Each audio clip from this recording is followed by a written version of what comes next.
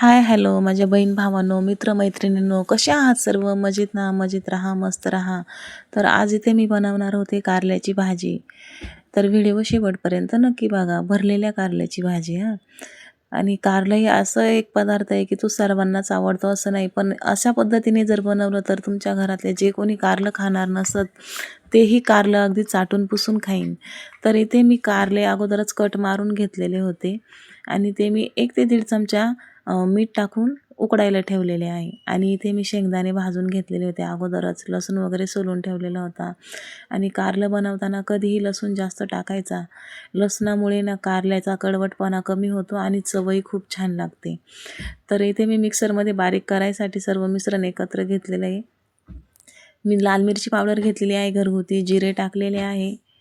घरगुती मिरची पावडरने अजूनच छान चव लागते. आणि 2 चमचे मिरची पावडर मी इथे घेतलेली आहे आणि थोडंसं हिंग टाकलेलं आहे. हिंगाने पण खूप छान चव येते. आणि ते मस्त बारीक करून घ्यायचं, एकजीव करून घ्यायचं. इथे मी बारीक करून घेतलं आहे. खूप बारीक पण नाही करायचं, थोडंसं असं जाडं भरडच ठेवायचं. कारले छान उकडले होते तर मी कारले मस्त छान पिळून घेतलेले आहे आणि त्याच्यामध्ये बियाही बारीक बाजूला झालेल्या आहे. कारल्यातल्या बिया अगोदर कधीच काढायच्या नाही, त्या उकडल्यानंतर आपोआपच बाजूला होतात. आणि शेंगदाण्याचा कूट मी एका ताटामध्ये काढून घेतला. मीठ टाकायला मी विसरले होते, म्हणून मी मीठ नंतर टाकले. आणि मीठही तुमच्या चवीनुसार टाका, कारण आहे ना कारले शिजताना मी अगोदर मीठ टाकलं होतं उकडताना, त्याच्यामुळे तुमच्या अंदाजाने तुम्ही मीठ टाका. आणि इथे मी 1 चमचा तेल टाकलेलं आहे. तेल याच्यासाठी टाकलं आहे की तो कूट घट्ट चिटकून बसतो कारल्यांना. आणि सर्व कारले मी इथे भरून घेतले आहे. आणि आता मी कढई ठेवली गॅसवर.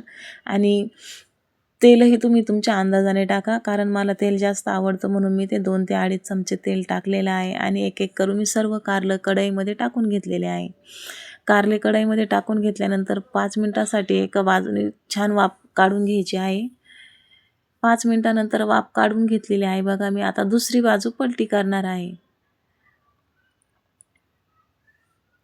एक एक करून तेही पलटी करून घेणार आहे मी आता. हे बघा, सर्व कारले पलटी करून घ्यायची, कारण आहे ना एक बाजू शिजली की दुसरी बाजू पण शिजली पाहिजे. त्यातला जो कूट आहे तोही शिजल्या जातो आणि त्याची चव पण खूप छान लागते आणि शिजलंही छान जातं. हे बघा, सर्व छान पलटी करून घेतले आहे. आणि जो कूट उरलेला होता ना तो मी नंतर टाकला आहे. नंतर यासाठी टाकायचा की शेंगदाण्याचा कूट आपण अगोदर टाकतो ना तो कधी कधी कढईला चिटकतो, जळतो, त्याच्यामुळे कधीही नंतर टाकायचा. आणि आता आपण एक वाफ देऊन घेऊया याला 5 मिनिटाची. तर हे बघा, इथे वाफ पण देऊन झालेली आहे आणि कारलं छान शिजलेलं आहे मस्त. कारलं जेवढं छान दिसत होतं तेवढं छान झालंही होतं ते चवीला. तुम्ही अशा पद्धतीने एकदा नक्की करून बघा आणि मला कमेंटमध्ये सांगा कसं झालं होतं. अजिबात कडू लागत नाही कारलं खायला आणि चव पण एवढी लागते ना, आणि दिसत पण खूप छान होतं. आणि व्हिडिओ आवडल्यास लाईक, कमेंट, शेअर नक्की करा. भेटूया पुढच्या व्हिडिओमध्ये. Bye bye.